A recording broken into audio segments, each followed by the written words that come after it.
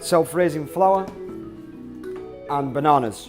So basically what we need to do is puree the bananas first, and then we'll incorporate the rest of the ingredients into the mix, into the trays, and then we bake at 180, and that's it. So let's get started with this.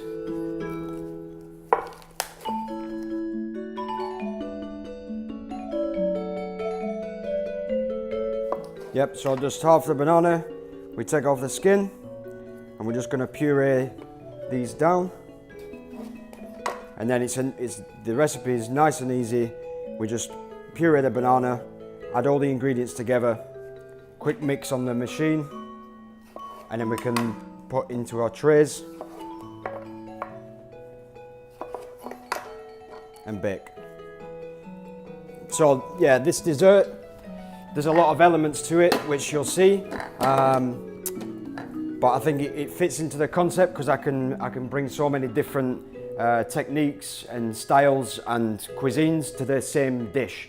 I've got coconut flavors, I've got lime leaf, I've got Italian style panna cotta, I've got an English style custard flavored with coconut.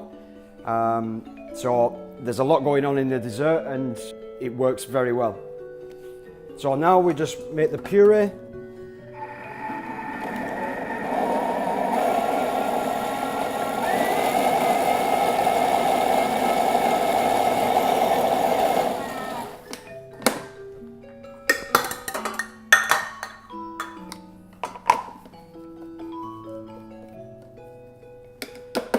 So as you can see, this can be, if you haven't got a Thermomix, it can be done, you make your puree in your food processor and then you just work it by hand with a whisk, that's no problem, but this just speeds up the process. So I'll put this tool in here. Now, we've got the eggs. We've got the sugar. We've got the butter, which is softened.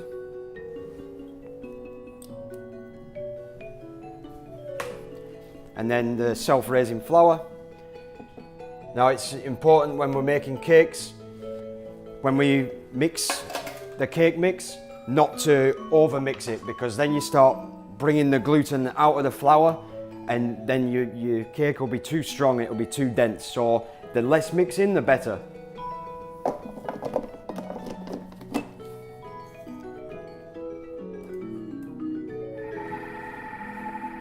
So we just lightly combine all these.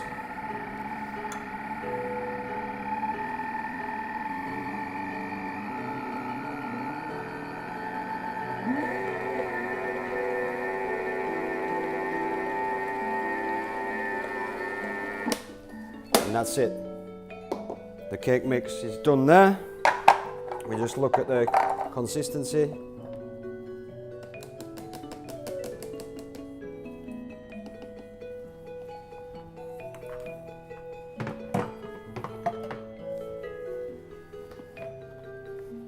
So we see it's just mixed together.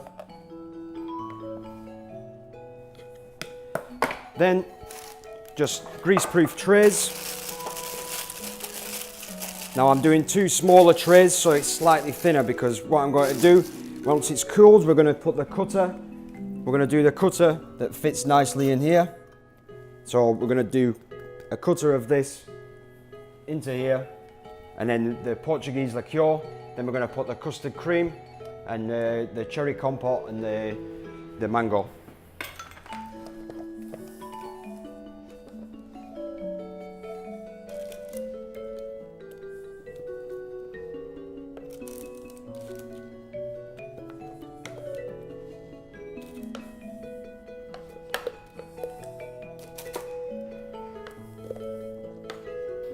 Okay, so now the mix is ready. We just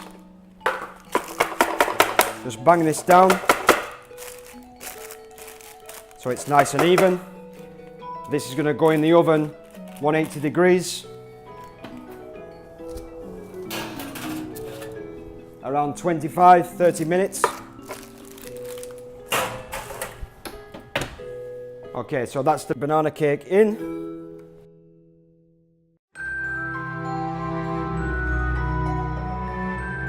Okay, so now we're going to make the mango chutney. This is a slight twist on the less sweet, savoury version that you have with your poppadoms in an Indian restaurant. I've just substituted some of the flavours. Instead of using vinegar, I'm using a little bit of rose water.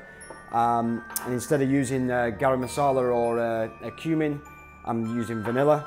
So basically what we're going to do here is we're looking for a chutney, so we're going to caramelise the sugar with the rest of the fruit. So I've got mango, I've got apple, I've got sugar, I've got a little bit of ginger, the rose water and the vanilla. So we want to start in a hot pan and we start that caramelizing down, and then the fruit will drop its natural juices, and then what we want to do is evaporate them natural juices to turn it into a chutney. And that means taking the sugar temperature to around 116, 17 degrees. So basically what we're going to do is we'll start mangoes in.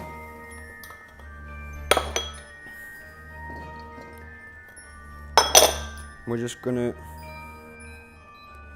so we start this on a high heat with the sugar to start that caramelization. Then once we've got the caramelization started, I'll put the little vanilla and the apple and the ginger, and then we'll just let it cook out. It'll take around an hour and a half to cook out, and then we'll let that cool and it's ready to serve.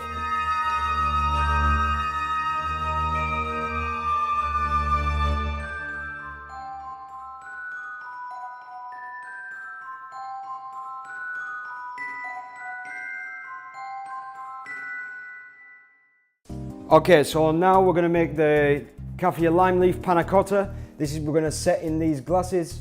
Very easy, classic Italian recipe. It's literally milk, cream, sugar. I've got the kaffir lime leaf and gelatin. So all we need to do is everything in the pan.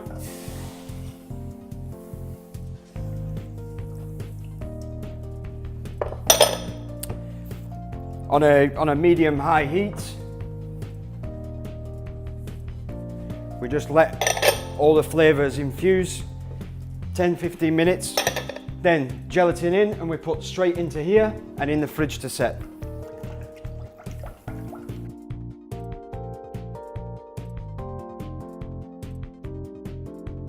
For the cherry compote, very easy. I've got some nice fresh cherries that have just taken the seeds out, and sugar, and we're basically just going to take this to 110 degrees. So we'll get this going.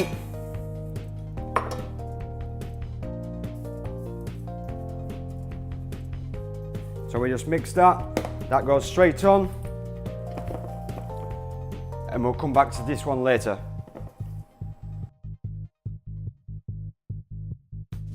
Back to the panna cotta. So we've left the leaves infusing in there.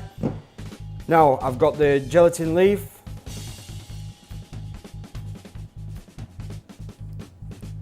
We just incorporate into there. We just make sure that all the gelatin is fully melted. Yeah, it's important that when we're adding gelatin to especially panna cotta, that it's not too set, it's only just set, so as soon as you put it in your mouth, it melts. If you put too much gelatin in, it's not going to be the same. So now we take this off, strain,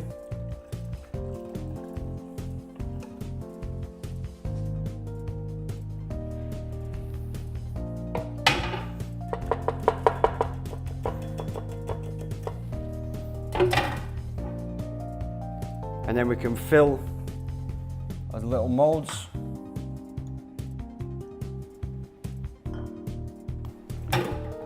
Then we're going to put these on a tray and set in the fridge. It'll take 40 minutes to an hour to set, and then it's ready for the next.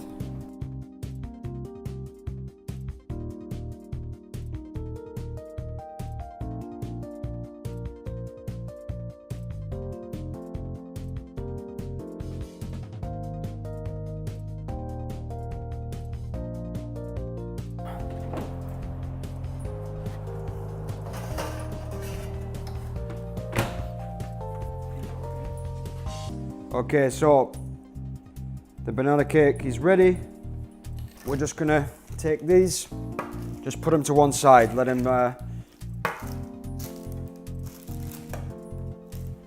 just cool down before we start to prepare them. So now we're going to make the coconut custard. So nice and simple. I've got egg yolks, I've got coconut milk, I've got maple syrup and gelatin. So what we want to do here is very gently, we combine all these ingredients together and on a very low heat, just keep whisking and whisking until we start to get a ribbon effect, which we'll see. Then once it's at ribbon stage, we add the gelatin and then we can transfer into a tub to chill in the fridge. Okay, so we just take the coconut milk, that goes into the pan. We've got the maple syrup.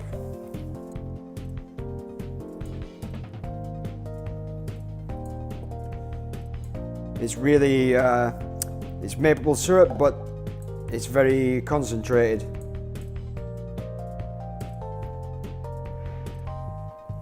Okay, so the maple syrup. And then before we add the eggs, we're just going to give this a good whisk.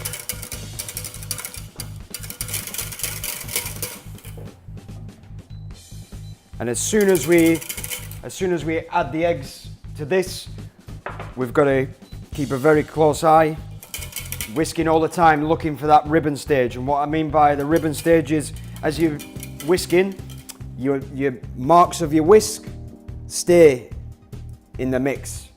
So as you're dragging the whisk round, you'll see the marks, and we call that the ribbon stage.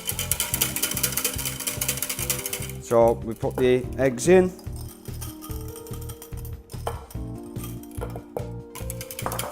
Good mix again.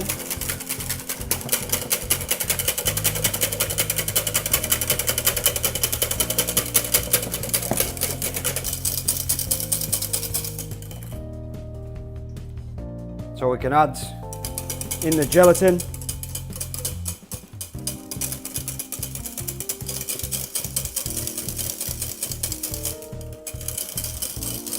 As you can see, the ribbons are formed in the custard.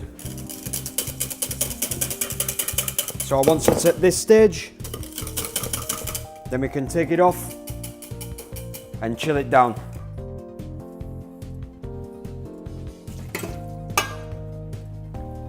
Okay, so now we just transfer this into the fridge.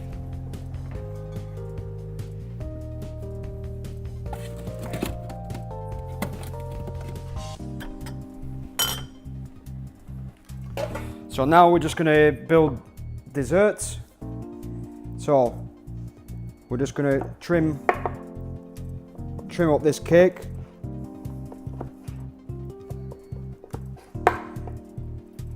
I'm going to trim off the top.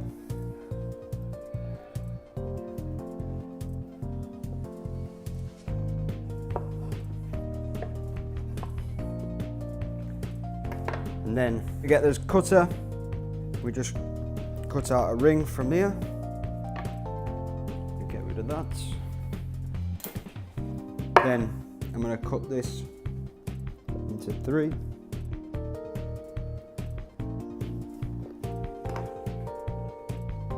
So now we'll place one on here. Here I've got a Portuguese liqueur, which I think is going to work really well with the sherry that Alex has given to us. So I'm just going to drizzle a little of this on. Then I've got some mixed peel. We're going to put a little bit of mixed peel. So the mixed peel is a mixture of orange rind, lemon rind and lime rind. And then it's basically rolled in sugar and candied. We've got the mango compote. We're going to put the mango compote and just spread that out a little. Then we're going to put another banana cake on there. Another little drizzle.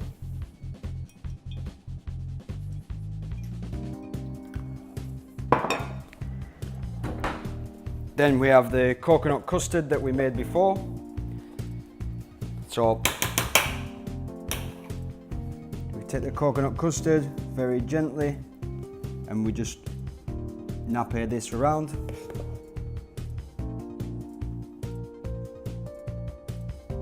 So it just nicely covers.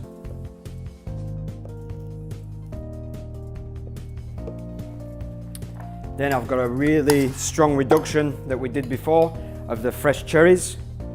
So we got the fresh cherries with the sugar. We just let this sit on top. Then I've got some little edible flowers.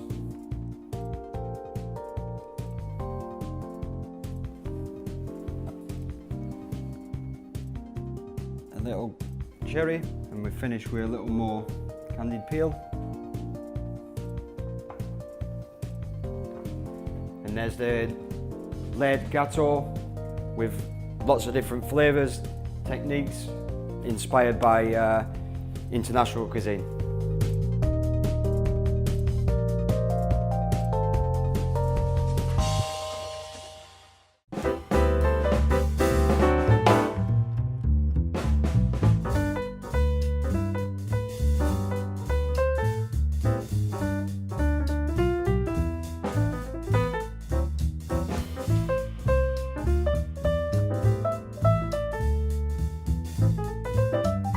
Okay, so we're going to make the Thai green curry paste. Here I've got all the selection of ingredients.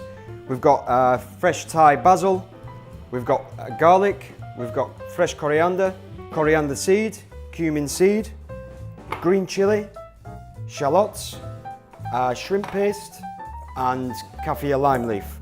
So basically, very easy curry paste, really fresh, fragrant flavors. This is going to be the base to make the curry for the turkey curry.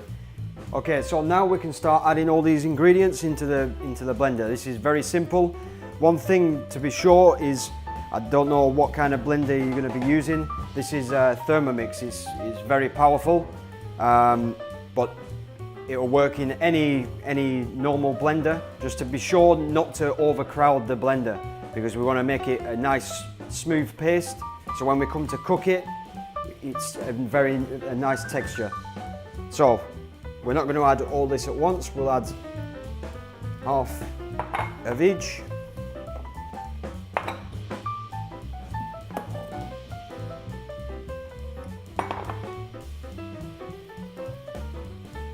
So the cumin, the coriander seeds, the shrimp paste, the fresh coriander,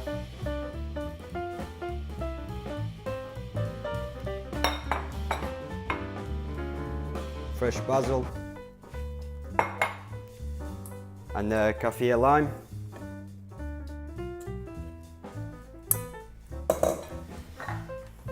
Now we're just going to blend this to a paste.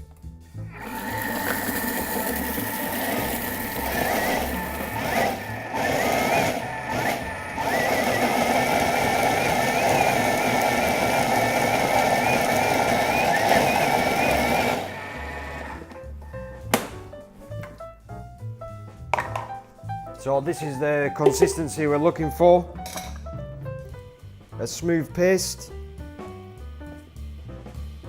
that when we come to cook, all them spices and ingredients are going to come together. This we're just going to put to one side for now. We put in the fridge for later with cooking.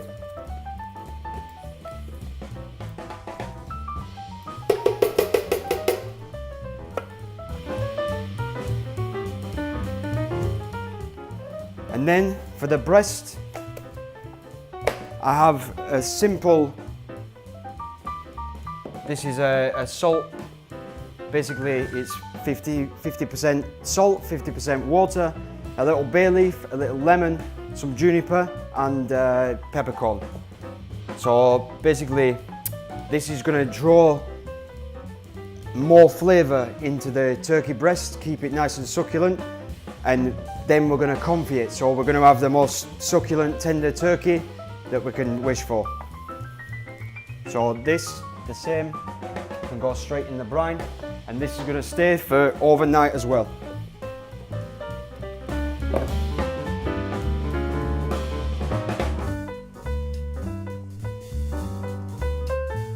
Okay, so the turkey breast, this has been in the brine overnight.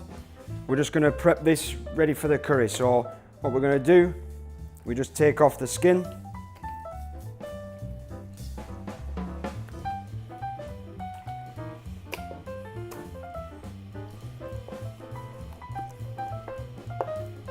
And we're just going to do it into a small dice.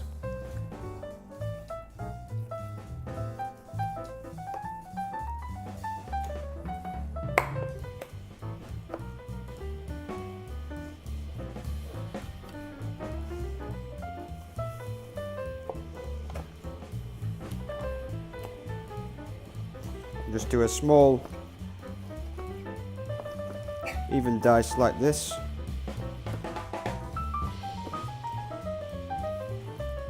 But this process takes 2-3 hours, so basically all we need to do is transfer this into a pot. We cover in half olive oil and half coconut oil, and we slow cook for 2 hours on a very low heat. Then once we're ready with the curry, we add this directly into the curry sauce. So we're not actually cooking this down in the curry sauce. We're just going to add it directly into the curry and serve straight away.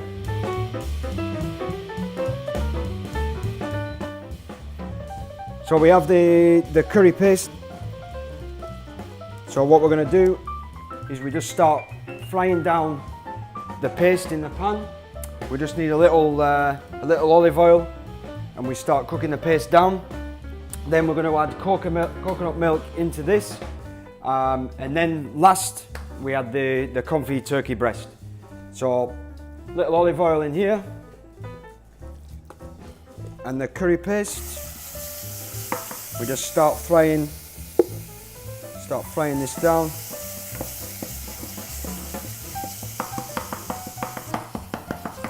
We just want to cook out them raw spices a little.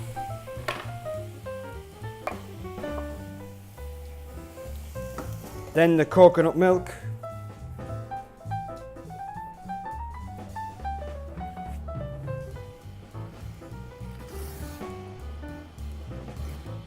Now we can just let them flavours all come together. We're going to finish with a little fresh basil, fresh coriander. So we just put the lid on for now. We can just leave that.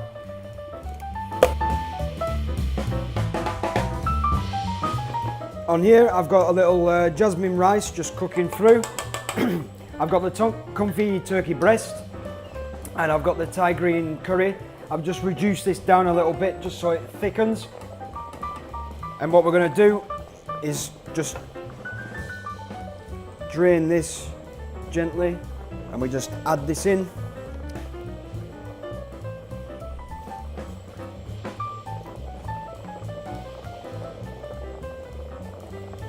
And because of the slow cooking, it's very, very tender. So we just give it 5-6 minutes just to incorporate into the curry, and then we're ready to go.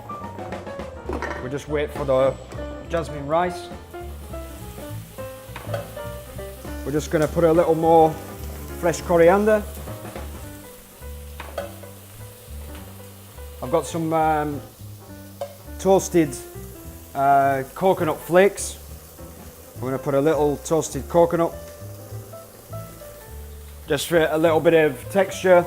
Also, it adds a little brownness to the sauce, a little toasty note that you don't know where it's coming from, which I think is nice. So we just stir this through. Then for the rice, I'm just going to keep it very fresh. All we're going to do, as soon as it's ready, we strain. Straight into the mix we put some red currant and cranberry. We just mix that around a little bit, no cooking whatsoever, so we get nice little pops in the mouth as you eat it of fresh juice. So the rice we're just going to strain.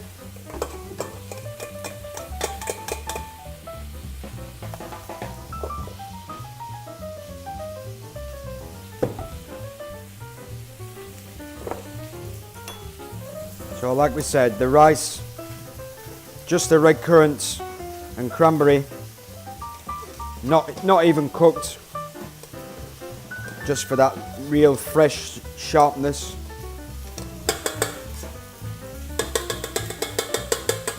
So we just build this in the bowl. Looks very Christmassy.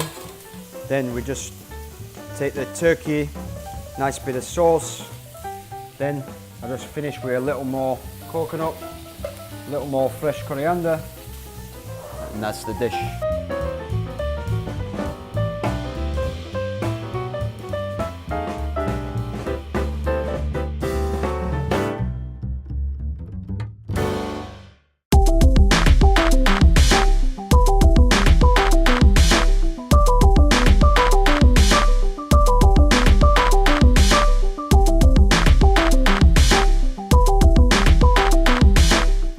Okay, so now we're going to make the wonton filling. This is the force meat stuffing that's going to be in the steamed wontons, which we'll do later.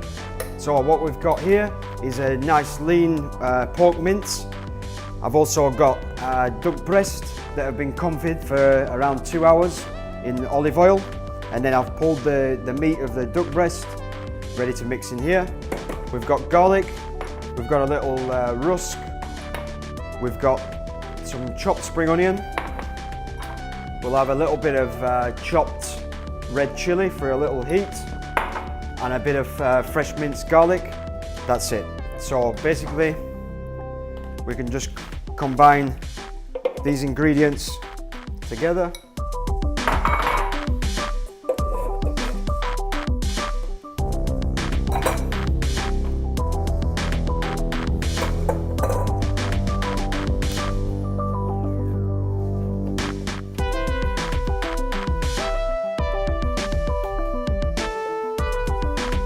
Yeah, it's going to be a rough kind of mix. Just get your hands in and just make sure all them ingredients are incorporated together.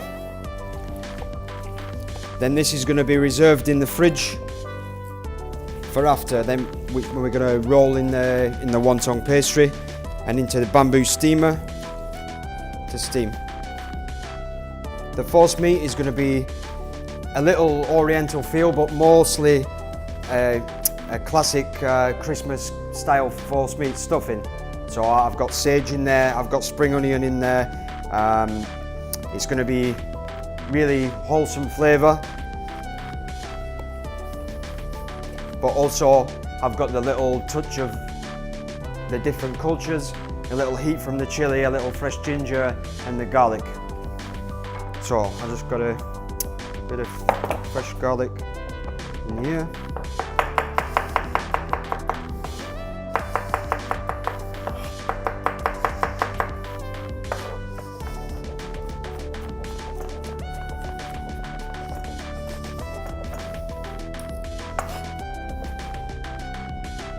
Fresh garlic in,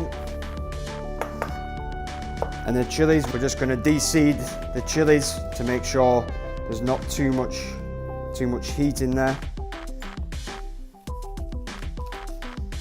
See, in the chili, most of the heat is from the seeds and the pith inside.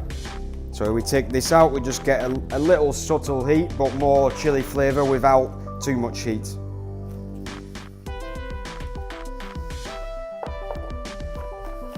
We just rough chop.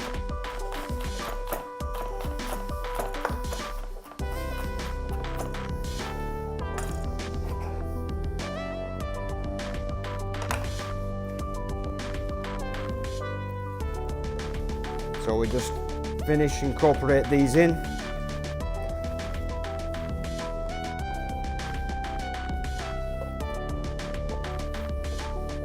And it looks nice and Christmassy already.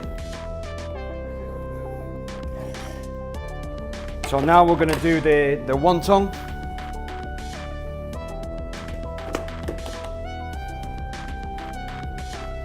So the mix that we made, what we want to do is make like bonbon size, like this, ready to wrap in the pastry.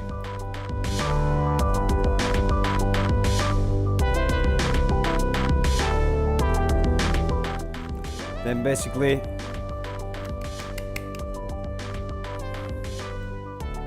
we just put end to end like this, and this end to this end, and this end to this end, and then pinch and twist. And then just tap down, and there's the wonton. It's just a nice traditional way of cooking.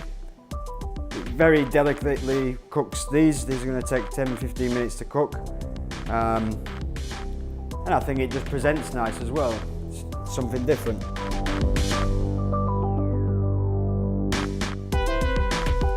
Put the lid on.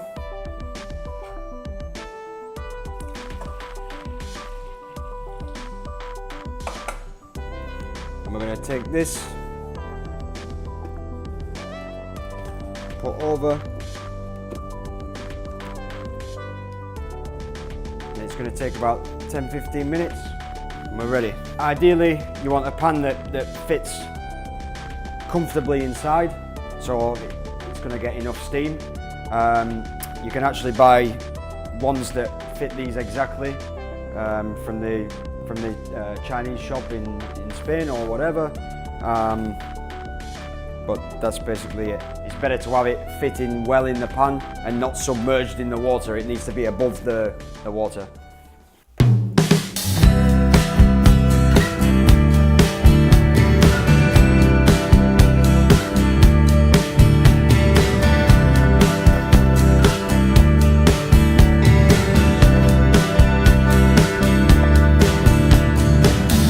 Okay, so now we're just going to make a very simple, quick brine for the turkey legs. It's very easy. We've got here fresh coriander, we've got sesame oil, which has got a really nice nutty flavour. We've got some fresh chilli with the seeds and everything. We want a little bit of heat in this mix, and we've got some chopped garlic. So we want to take here, we want 1 litre of soy sauce.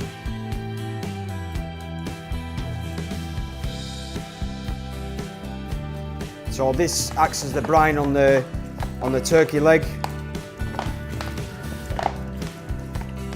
because basically what it's going to do is it's going to draw a little moisture out of the leg. But then when we come to slow cook it, it's going to cook and the flavour is going to be more intense. The flavour of the leg is going to be stronger.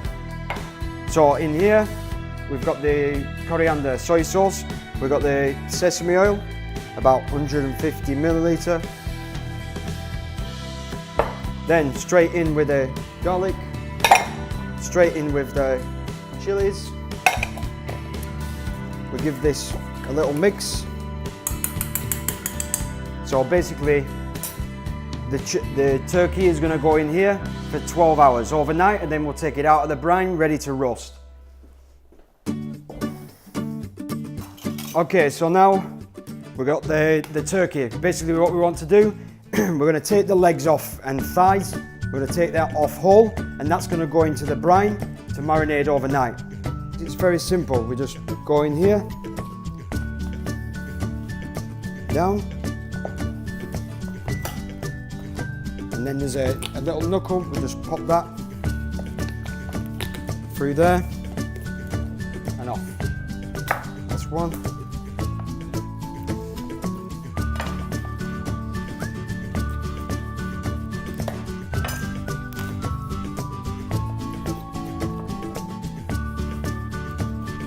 There's the 2 legs, which we can get ready to brine.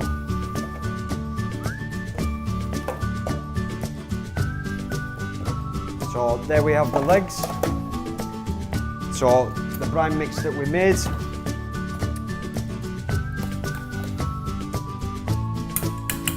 You can just pour on top.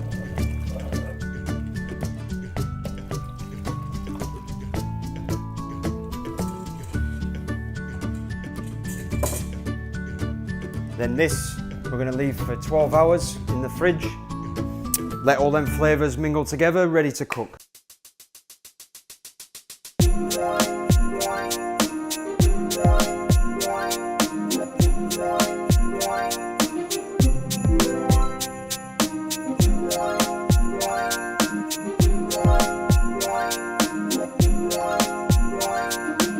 So now we're going to make a classic oriental sauce, which is hoisin.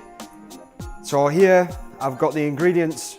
I've got soy sauce, I've got brown sugar, I've got peanut butter, I've got rice vinegar and sesame oil, a little garlic, and then I've put basically red currant, cranberry and sage. So there's a little Christmas flavour in there as well. So basically all we need to do is put all the ingredients together, simply blitz together, and it's ready to serve.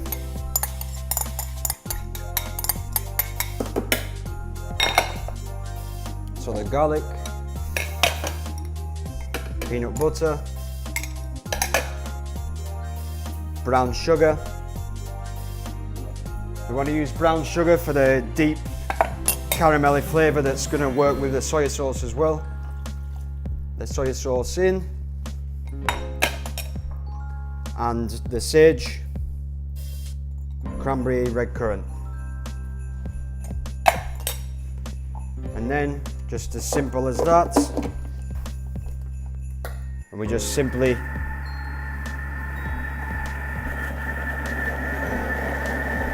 blitz everything together.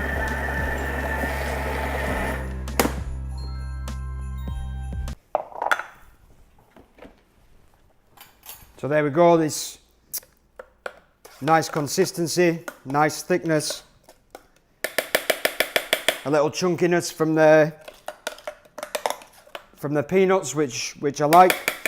Obviously, if you don't like peanuts or you're allergic, you can use another nut or leave it out if you like.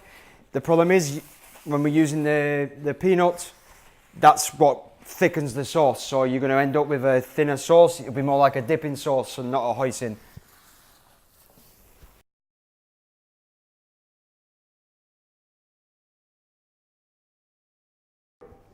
Okay, so now the turkey that's been marinating, the turkey leg and wing. So we put the wing on the bottom, the leg on the top. We can put a little bit of extra of the brine over top. And now this goes in.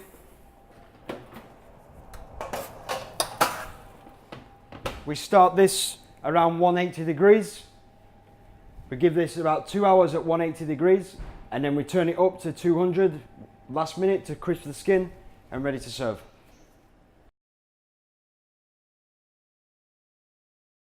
Here we've just got the pancakes. This is to serve with the turkey leg. So we're going to put these in to steam.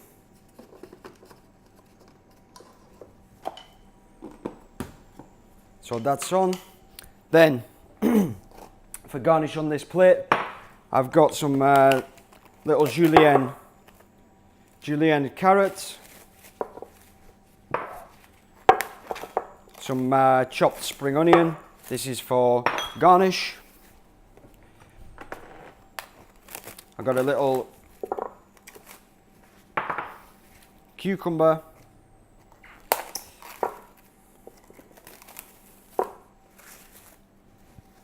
sesame oil to brush the turkey, a little Chinese 5-spice,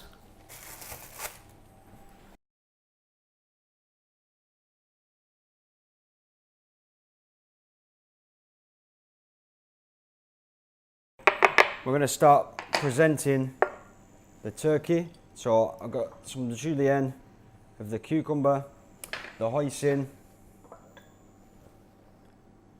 the julienne carrot, and the spring onion. We're going to finish on the dish after. A little sprinkle of Chinese 5-spice also.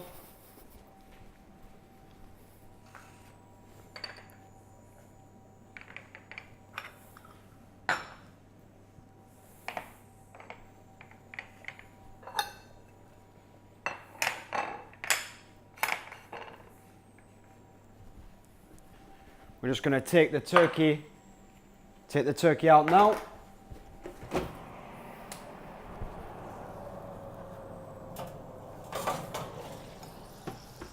We're going to brush with a little sesame oil.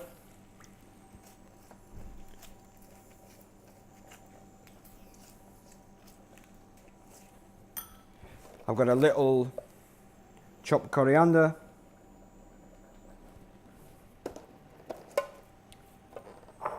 Some chopped spring onion. I'm just going to sprinkle little 5 spice over there. And then we take our slate. We're just going to lift these out.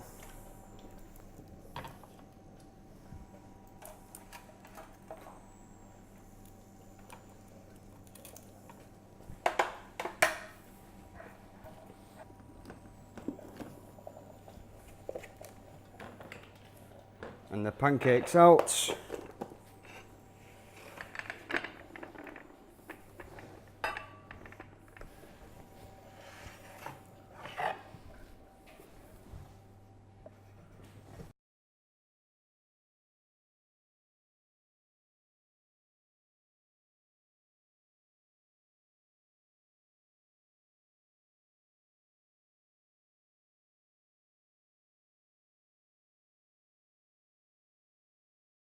Mm-hmm.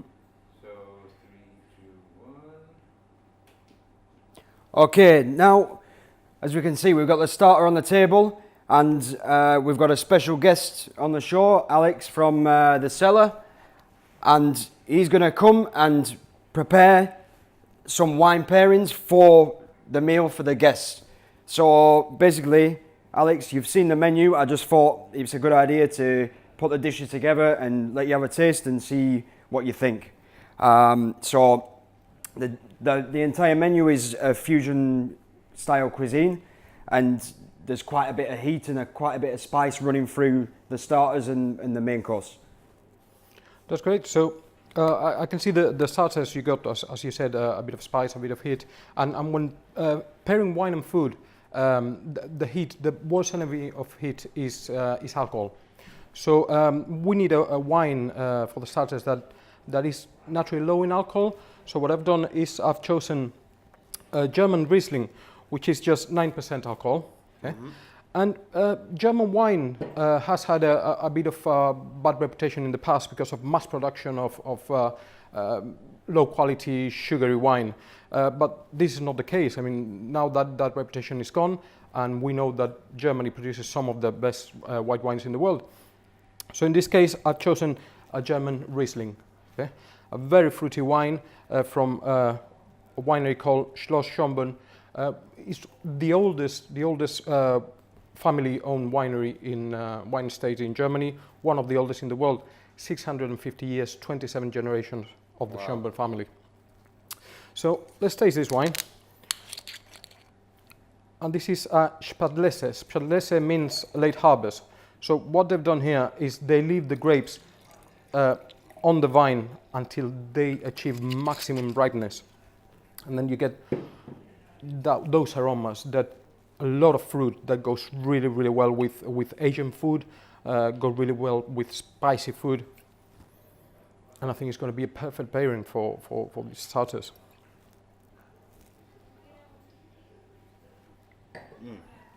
It's an off-dry wine, so that helps, to balance with those spices.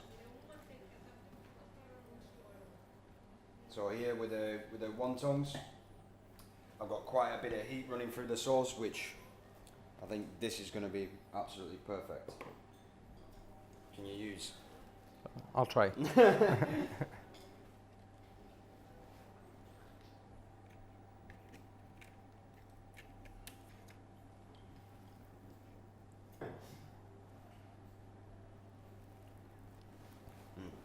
That's going to be. Yep. That's fantastic. That sweetness in the wine really works well with that bit of kick, that bit of heat. Mm. It's fantastic. So the turkey.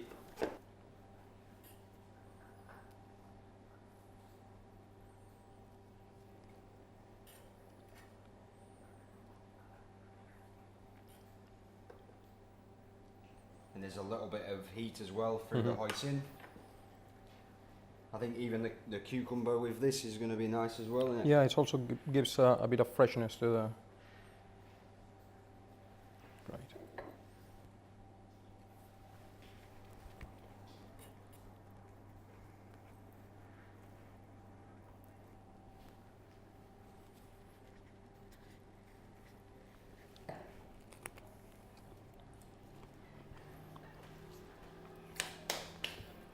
German grape varieties in general go really, really well with Asian food, and grape varieties like Gewürztraminer, Riesling, they should be a must in every decent, Chinese restaurant, Thai restaurant, even Mexican. I mean, some of the most consumed wines in Mexico are of dry or sweet wines.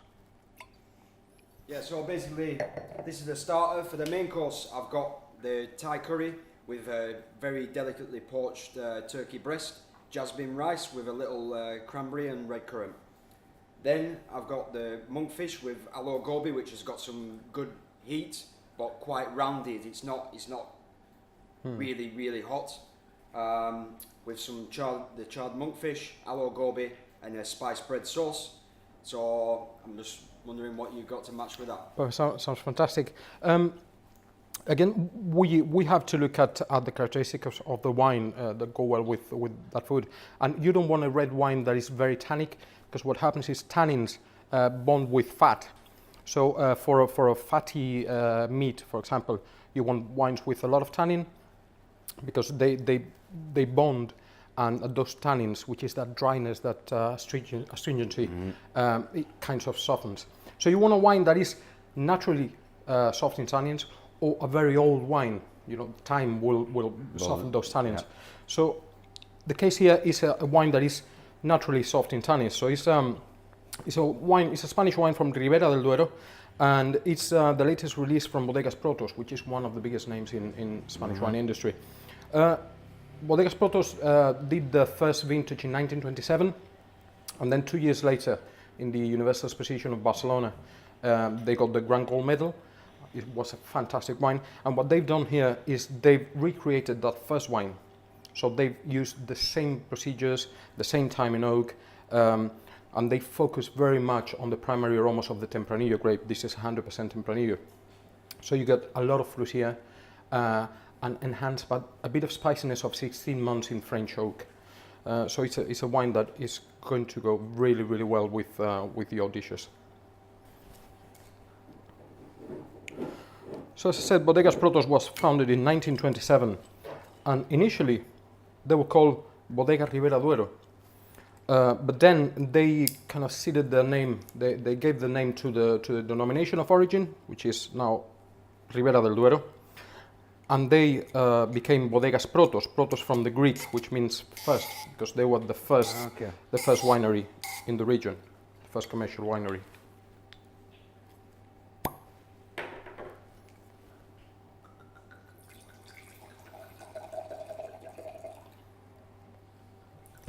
So you see, it's got a deep purple color. Here, the main thing is the Tempranillo grape, and you get that fruit straight away. You get those primary aromas of the grape variety.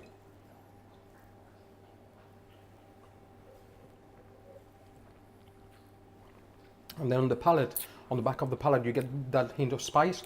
So that hint of clove, that hint of vanilla. Of cinnamon that is provided by the new French oak. It spends 16 months in barrel and then 1 year in bottle before its release. I think that's going to go very well with the main course. Yeah, remember what I was saying about the tannins. Those red wines that you drink and straight away they dry your gums, they dry your mouth. This hasn't got it.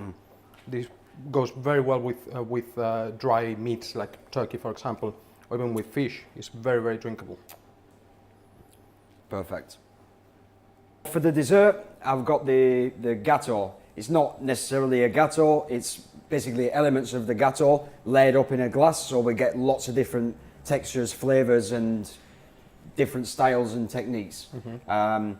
It's got a little sweetness, it's a little aromatic, so what can we match with that? Perfect. For the dessert, I've chosen a a sweet sherry. So it's a cream sherry, and a cream sherry which is a British invention. So you know, sherry was very popular in UK, 19th century, beginning of the 20th century, and they used to sweeten the sherry, the Oloroso, the Amontillado. They used to sweeten it for two reasons. First, because the British palate really liked that sweetness in the sherry, and secondly, because it traveled better with that amount of sugar. So what they used to do is they used to add to the Oloroso or Amontillado sherry, they used to add, is basically reduced grape juice with sugar. Now, if you, nowadays, sherry is focused on quality. So if you want a quality cream sherry, you don't have that cooked, that reduced grape juice. What you have is a blend of Oloroso and Pedro Ximénez, which is the sweetest of cherries. So in this case, we've got Bertola cream sherry, which is from Bodegas Diez Mérito, which is a very small bodega in the center of Jerez, beautiful place, beautiful bodega. And what they do here is they blend 12-year-old Oloroso with 12-year-old Pedro Ximénez.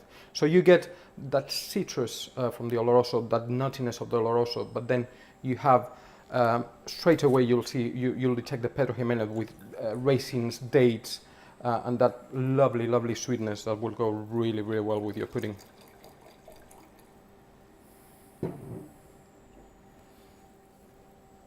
And you get straight away the raisins, the dates, those, and it's a very Christmassy wine. You got the citrus, you got the orange peel, you got the almost the lime, and then you have those almost Christmas pudding in a glass.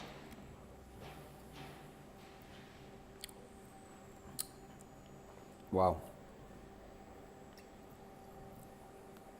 That's fantastic. And I think what you've matched with the dessert has got a little lightness, a little and creaminess, and this is just going to cut through that and match so well. Yeah, so basically the last course on the menu is the nightcap. So what this is one of my favourite cocktails, which is a whiskey sour. But basically I'm going to make the whiskey, I want to infuse the whiskey with cinnamon, and then I want to emulsify carrot through that whiskey and then make the cocktail. And the idea behind it is I want the flavours of mince pie and cinnamon going through the whiskey and the flavour of carrot. So like with what the kids do on Christmas Eve is leave a mince pie and a carrot out for the kids, for Santa and Rudolph. I want an adult's cocktail version of that. Oh, fantastic.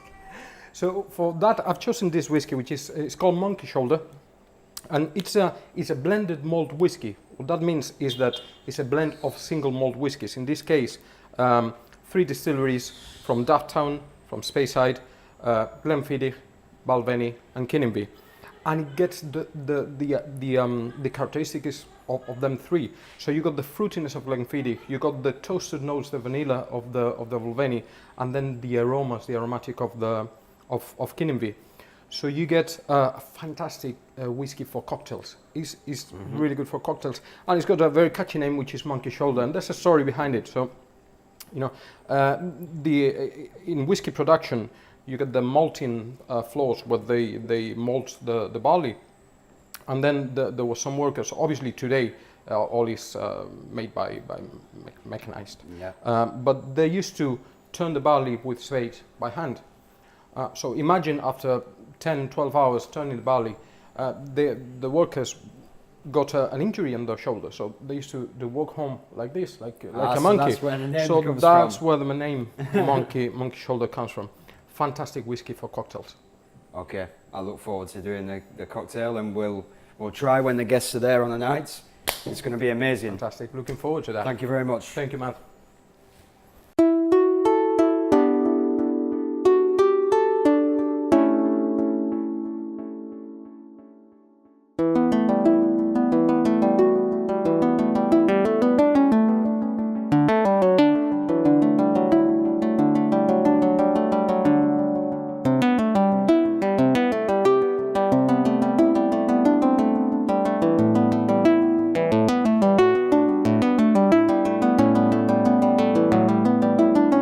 Okay, we're going to start the garnish for the monkfish.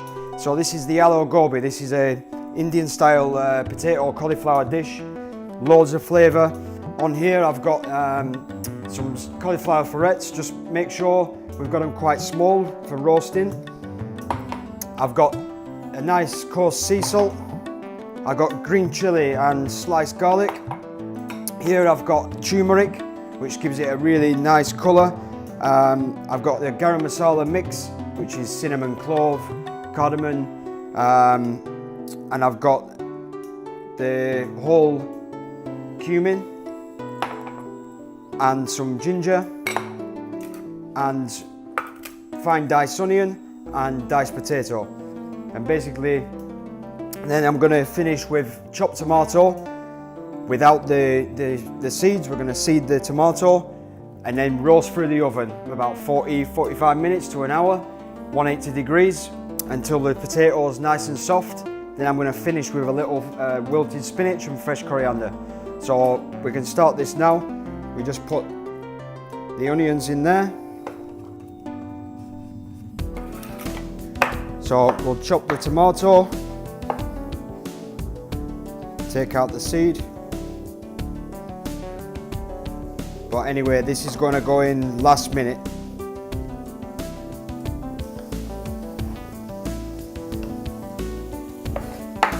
So now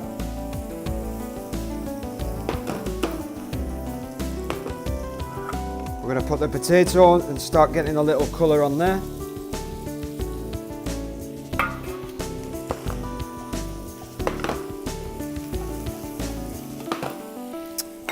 The chili, garlic can go in also, and the ginger.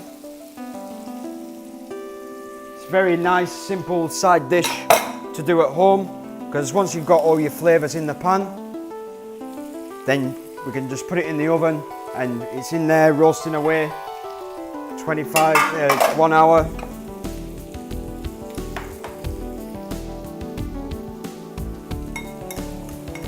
So the spice mix now.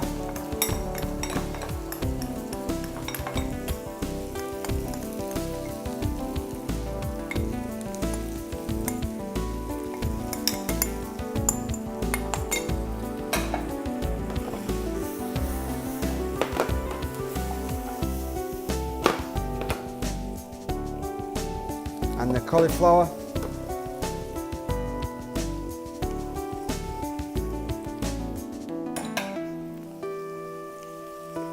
Then we're just going to rough chop the tomato.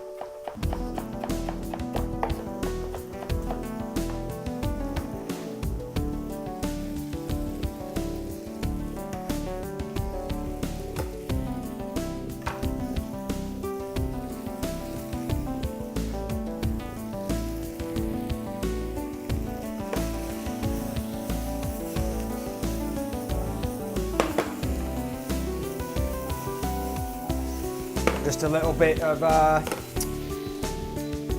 vegetable oil.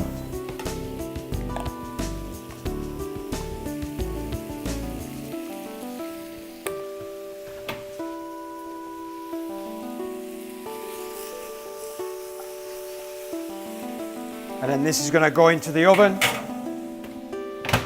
About 40 minutes, 1 hour. We take out, finish with fresh coriander and spinach.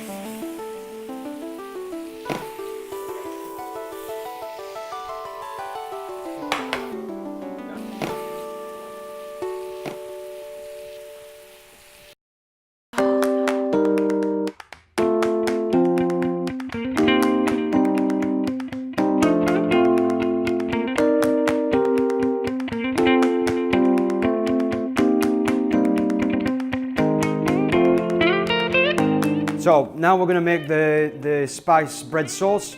Bread sauce is a traditional side condiment with the roast turkey, but I thought it'd be really nice to bring together the aloo gobi and a richness and a creaminess to the monkfish as well. So I'm going to use it. I'm going to make a bread sauce, but then I'm going to make a very smooth puree, and we're going to sit that on the base of the plate with the aloo gobi in the middle and the monkfish sliced on top.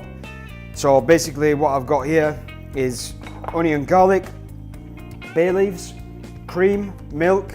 I've got the turmeric to work with the yellow gobi, and I've also got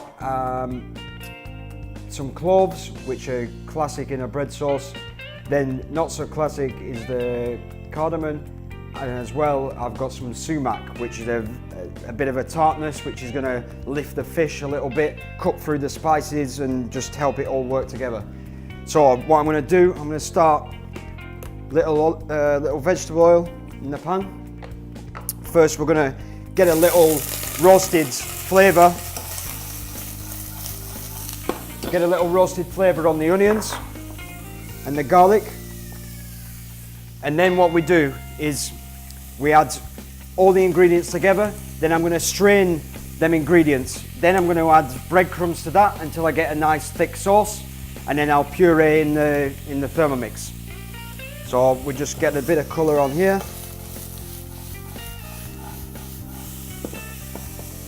A little charred bit's going to be nice. It's going to work well with the char on the monkfish.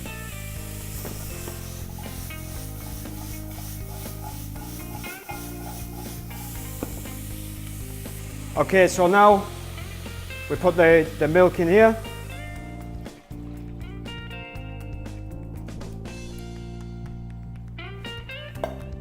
The turmeric can go in as well.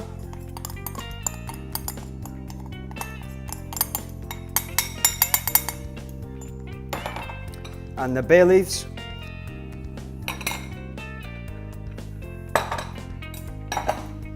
And the sumac, clove and cardamom. Now we need this just to gently simmer and let all them flavours come together. About 20 minutes.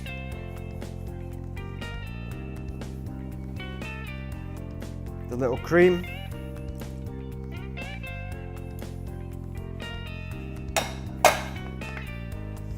So we've got this pan ready with the breadcrumbs, ready to pass the milk cream mix onto there. And then on this mix, I just a little fresh grated nutmeg.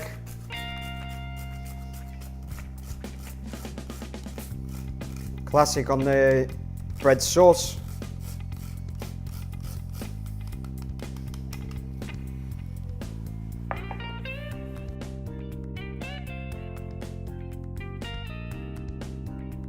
So now we're just, this mix, while it's hot, we just strain on top of the breadcrumb.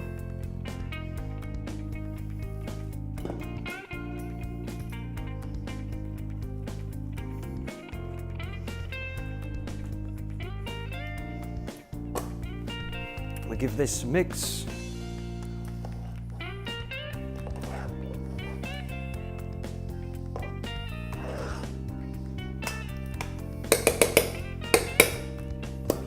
Once that's soaked all the breadcrumb, we're going to add to the blender.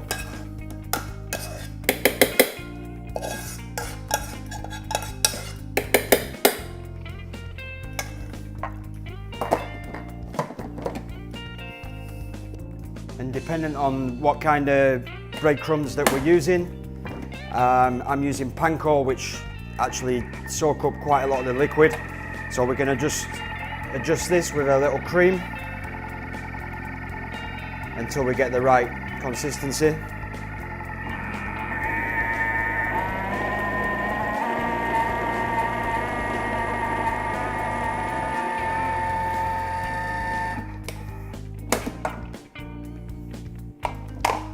Just push this down.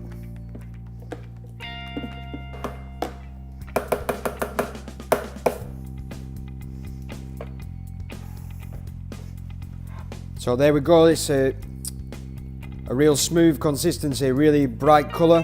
It's going to lift the plate really well.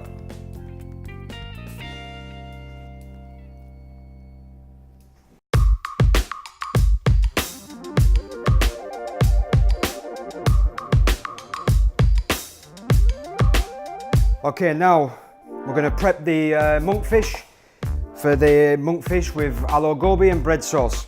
So here I've got the whole tail, nice big size. This is going to feed 6 to 8 people, but obviously the portion size that I'm going to give is because I've got 2 different main courses, so it's going to be slightly smaller. So what we need to do, first you've got this fin on the back. Basically we just take the scissors and straight through there. This we discard. Then, similar to the turkey, we've got a spine, a bone running all the way down the middle. So basically just with this knife, we follow just to the side of that, all the way down. And then run your finger just to make sure we can see exactly where the knife is going.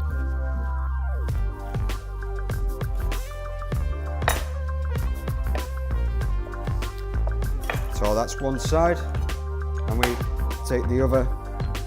So we start from the tail end this side.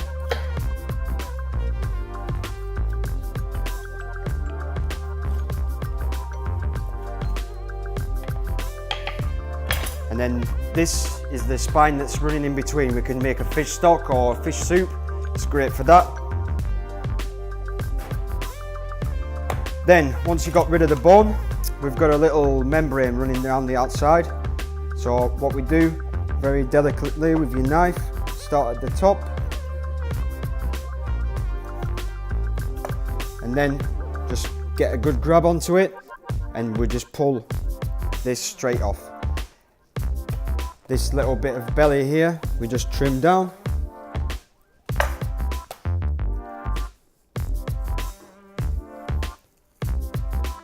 So we get rid of that membrane all the way down. And there's your monkfish loin. This fish is really versatile. I'm going to pan fry this very simply. I'm not going to spice the actual fish at all. I'm just going to very gently season it. I'm bringing all the spice from the aloo gobi underneath. But like I say, a lot of the things that you can do with this fish. It's very versatile. You can put it in curries, stews. It's got real strong flavour and a meaty texture. So now we're just going to portion this. So first of all, I'm just going to take off the little tail. We'll reserve that for something else. We're just going to trim the top so it's nice and neat. And then we'll cut this into 3 nice portions that we're going to pan fry later.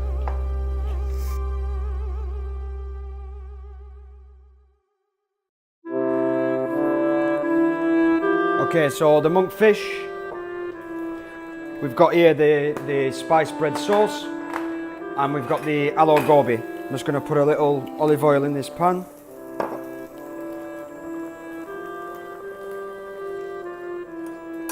Just going to put a little spinach, just wilting through the aloo gobi as well.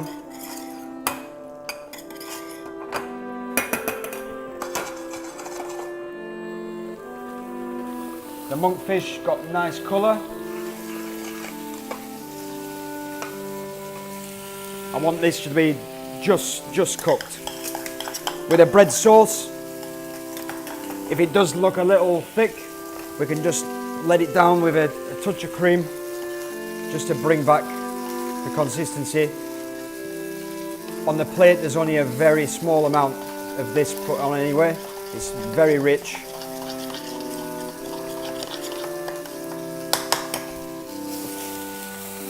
So now we've got that little bit of colour, we're just going to transfer it to the oven for the last 3 minutes of cooking, and then we're going to start plating. So we start first. We've got a little bit of this bread sauce mix, and we just push this down.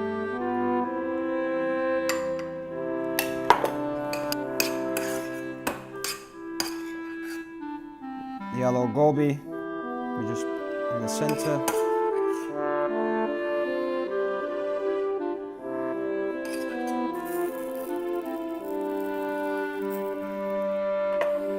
Here I've got a little mango balsamic. We're just gonna put a little drizzle just round on the plate. That's just gonna cut through the richness, cut through the spice.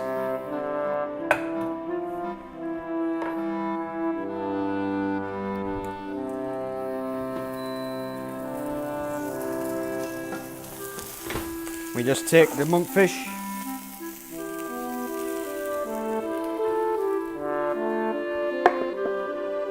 we just trim the end.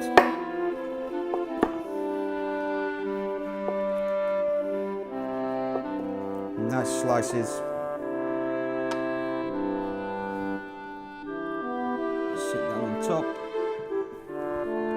Now just a little garnish. Little fresh chilli, little fresh sage leaf, and that's it.